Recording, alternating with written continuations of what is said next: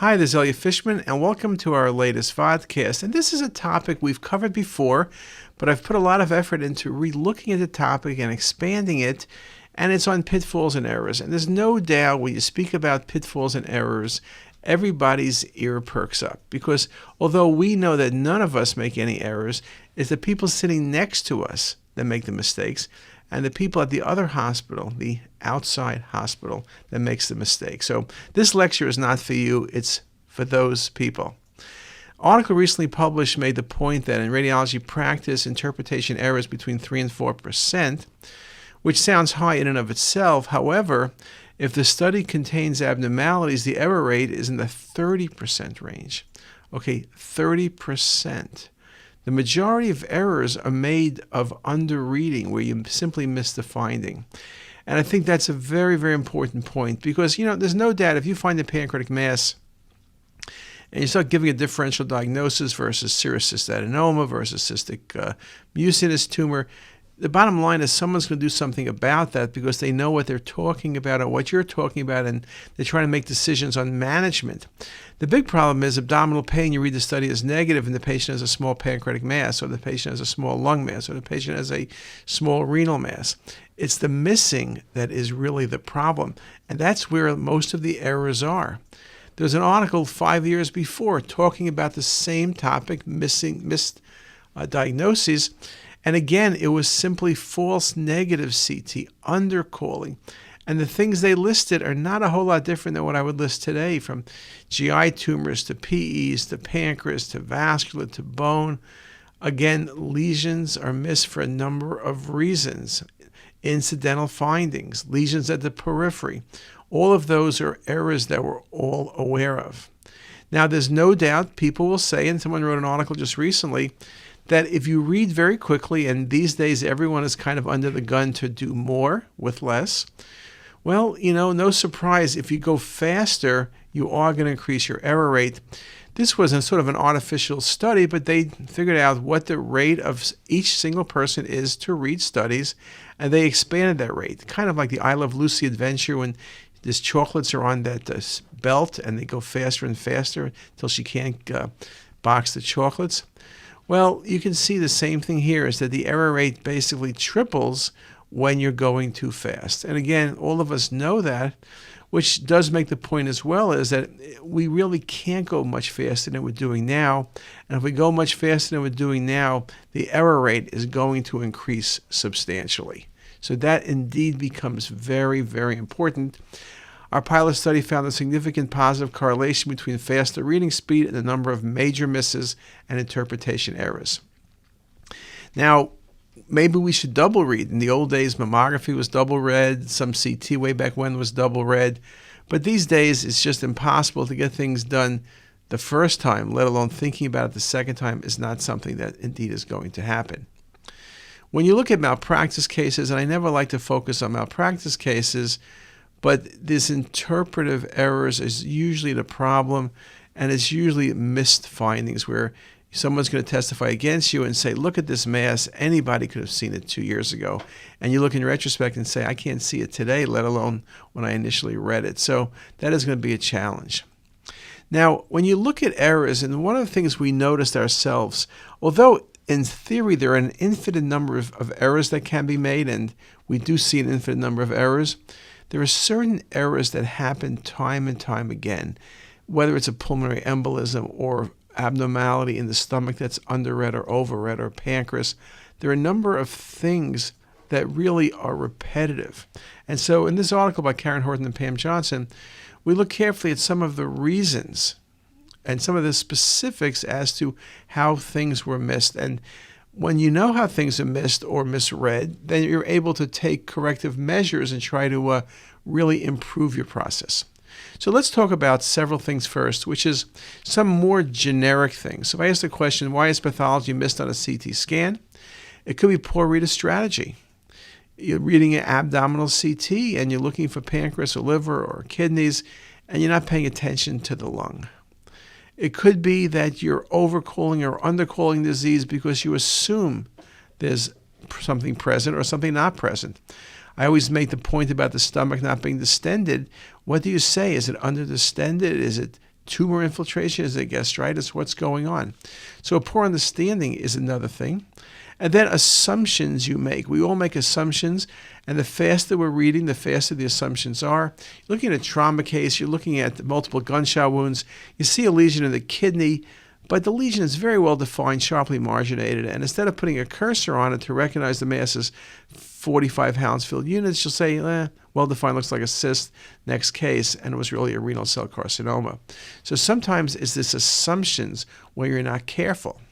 We also know mistakes are made when things are found that are unsuspected. That is, they're not part of the clinical history or the requisition. So if I say to you, rule out renal mass, you're going to be much more careful about the kidneys than if I say, rule out GI bleed. Well, you'll kind of look at the kidneys with a cursory glance, perhaps, but that's when you will miss things. We know that the incidental findings occur in every organ, and they occur at almost every age, and they become a critical source of error, and we'll talk about that. And then I put down this last thing. I put this down, I put the date, I put it down. It took me a while to think of this one. What I noticed is I do a lot of 3D, so I reread a lot of the reports and do a 3D mapping. I noticed that a number of errors would happen, not when faculty read by themselves, but when faculty read with fellows or residents. And one would say it should be the opposite, that if you have two people looking at the same case, you should do better. Well, I realized when I watch people sit or go over cases, when you're reviewing a case, you let the other person tell you the history, tell you the findings perhaps, and you kind of agree or disagree. When you read it yourself, you look at everything, the history and pertinent findings. Also, it's how you sit. You're sitting to the left or to the right, going over the case. When you're by yourself reading, you're sitting dead center, focused, and you're dictating.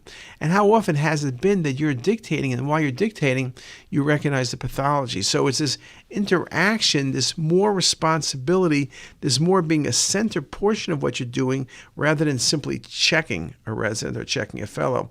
So when we speak with the faculty here and we say, you got to be very careful because these errors can occur unless you are indeed very, very careful.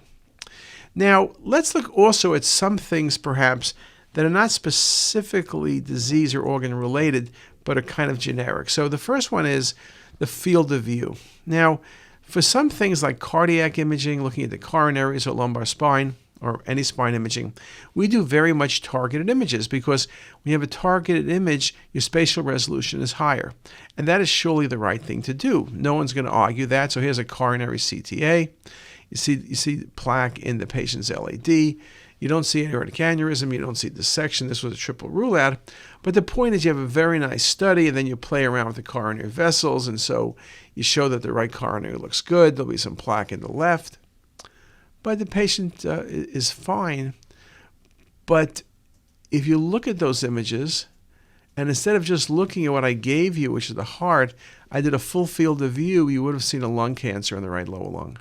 So something that's very obvious, this lung cancer, which can be resectable, is the same age group as patients who typically are having or have suspected to have cardiac issues. So by doing a full field of view, you're able to pick up many incidental lung cancers. Now you ask, if you're doing a coronary CT, what percent of the lung do you cover? Well, it's about 70%. So yes, it's not the same thing as doing a screening CT for looking for lung mets or a lung primary, but you have 70% of the lung, and there's a chance you are going to see the findings. So you need to reconstruct on every cardiac study full field of view. And I think perhaps the lesson learned from this is if you're doing a targeted study, you better also do full field of view. Even if it's not every 0.75, even if it's 5 millimeter thick sections every 5, just to make sure you're not missing something that indeed becomes important.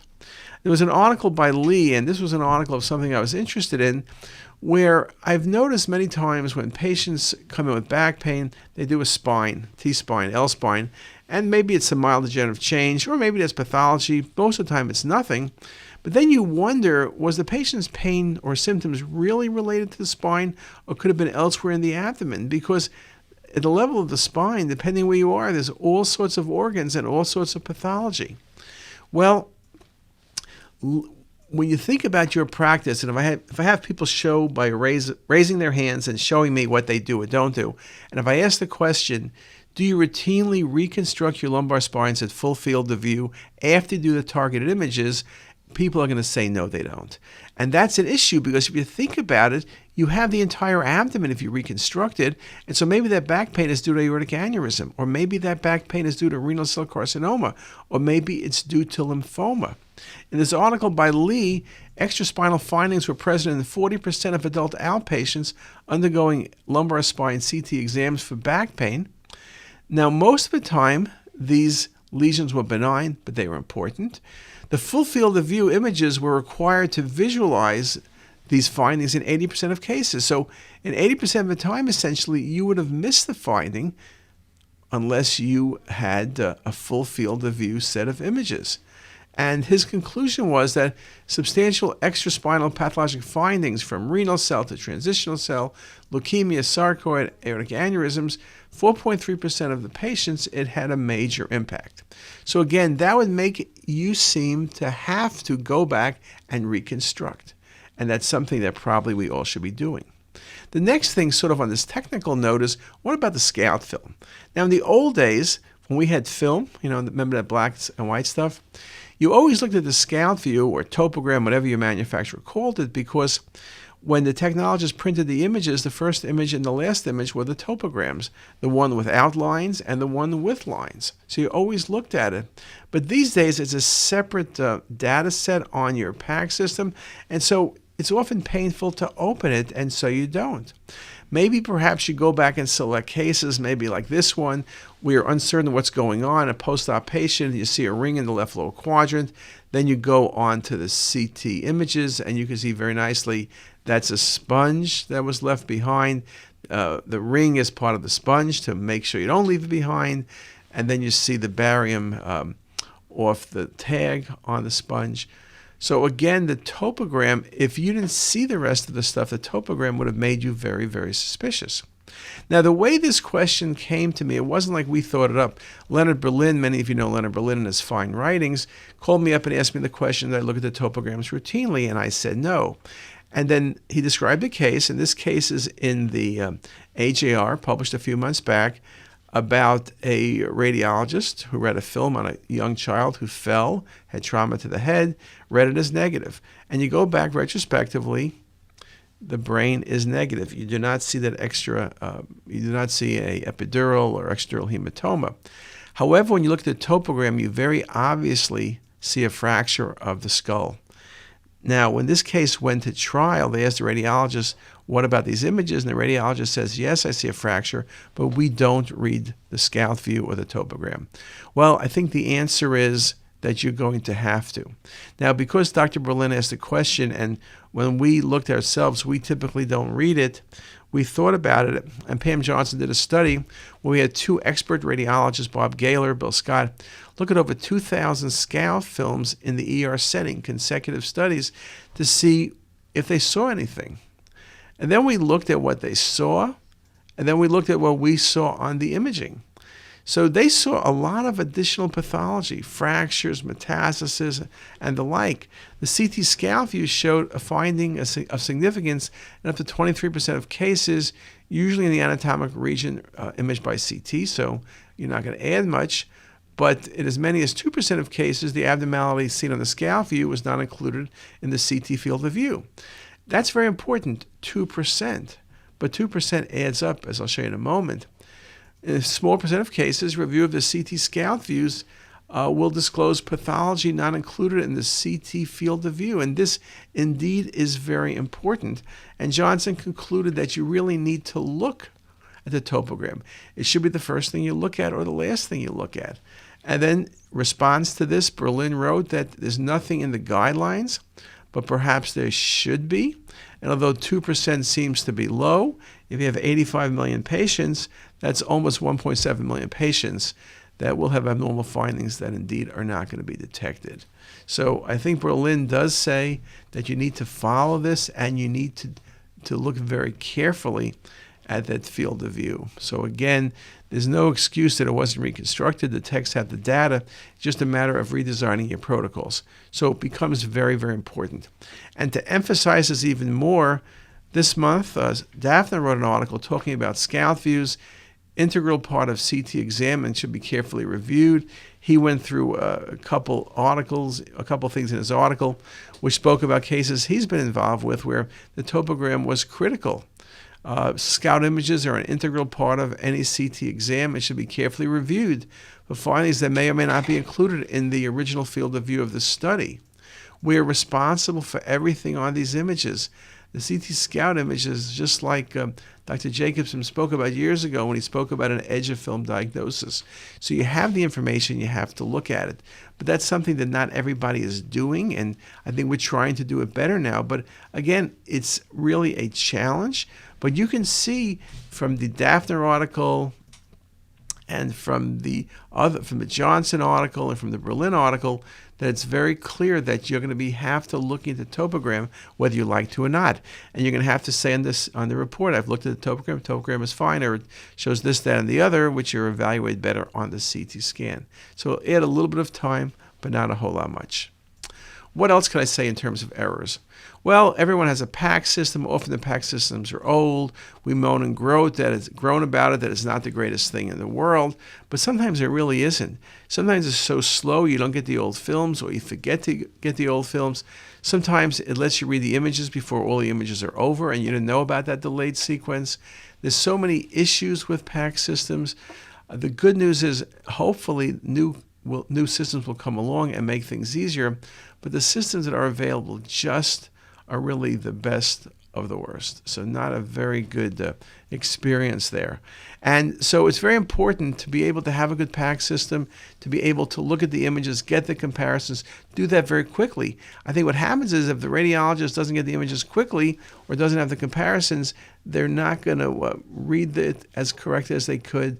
They're not going to repeat it and think about the processes. So it's very, very important. If you have a bad PACS system, it leads to repeat studies. It leads to additional radiation. So you want to make certain your PACS system is up to date. I know it's hard to just go buy a PACS system. It generates no revenue. But if you have something, make certain you have the best version of that product. At Hopkins, we're going any day now from a setup where we had Imagion to Carestream. So we'll see how that goes. Now, another important thing, sort of as an overview and a source of error, is this idea about consultation and second reads. And why don't we stop here and let's go through it in a few minutes in part 2. Thanks a lot.